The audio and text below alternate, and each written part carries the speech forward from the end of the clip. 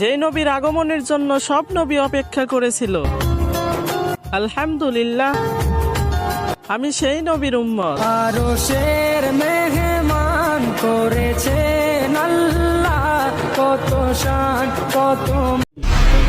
জীবন চলে যাবে, তারপরেও নামাজ ছাড়বো না ইনশাআল্লাহ।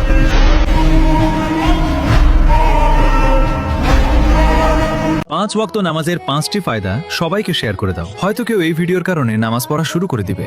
1. ফজর। ফজরের নামাজ না পড়লে তোমার চেহারা থেকে নূর চলে যাবে। 2.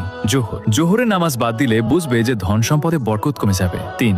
আসর। আসরের নামাজ না পড়লে তোমার শরীর থেকে স্বাস্থ্য চলে যাবে, আস্তে আস্তে অসুস্থ হয়ে পড়বে। 4. মাগরিব। মাগরিবের নামাজ মিস হলে বুঝে নিও যে জীবন থেকে কামিয়াবি সাফল্য কমে যাচ্ছে। 5. এশা। এশার নামাজ মিস দিলে বুঝে নিও যে তোমার অন্তর থেকে শান্তি চলে যাচ্ছে। ভিডিওটা সবার কাছে শেয়ার করে দিন। আজকে আমার রবের নামটা 15 জনকে শেয়ার করবে যারা, আজকে দিনের ভিতর একটা খুশির সংবাদ শুনতে পাবে তারা ইনশাআল্লাহ।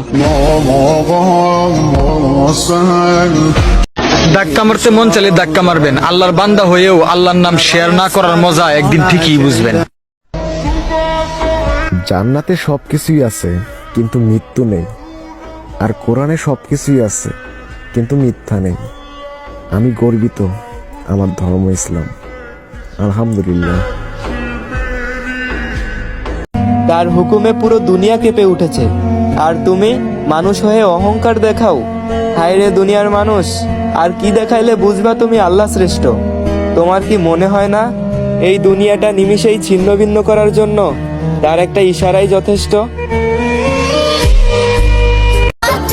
আমাদের প্রিয় নবী বলেছেন, যে আমাকে স্বপ্নে দেখবে সে সত্যিই আমাকে দেখবে, কারণ শয়তান কখনো আমার আকৃতি ধারণ করতে পারে না।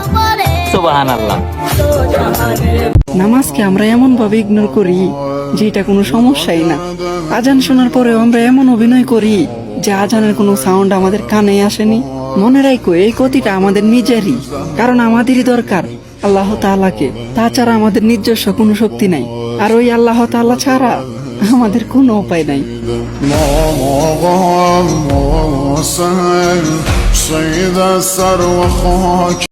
ولي على